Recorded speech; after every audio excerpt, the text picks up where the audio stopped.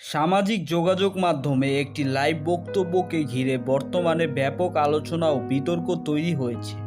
বিস্তারিত জানাচ্ছি তার আগে আপনি যদি আমার চ্যানেলে নতুন হয়ে থাকেন তাহলে চ্যানেলটি সাবস্ক্রাইব করে পাশেই থাকুন। ধন্যবাদ।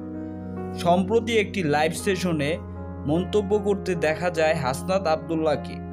লাইভ চলাকালীন তিনি সমাজে শালীনতা, অনলাইন আচরণ এবং কন্টেন্ট প্রকাশ নিয়ে কিছু গুরুত্বপূর্ণ মতামত তুলে ধরেন। এই আলোচনার মধ্যেই তিনি অভিনেত্রী কেয়া পায়েলের নাম উল্লেখ করেন, যা মুহূর্তেই সোশ্যাল মিডিয়ায় ছড়িয়ে পড়ে। ভিডিওটি ভাইরাল হওয়ার পর থেকেই শুরু হয় মিশ্র প্রতিক্রিয়া ও আলোচনা। একদিকে অনেকে মনে করছেন তিনি তার ব্যক্তিগত মতামত ও সামাজিক দৃষ্টিভঙ্গি প্রকাশ করছেন, অন্যদিকে কিছু নেটিজেনদের মতে প্রকাশ্য এমন মন্তব্য আরও সংযতভাবে করা উচিত ছিল। এই ঘটনাকে কেন্দ্র করে ফেসবুক, ইউটিউব সহ বিভিন্ন প্ল্যাটফর্মে চলছে ব্যাপক আলোচনা ও সমালোচনা। অনেকেই বিষয়টি নিয়ে নিজেদের মতামত প্রকাশ করছেন।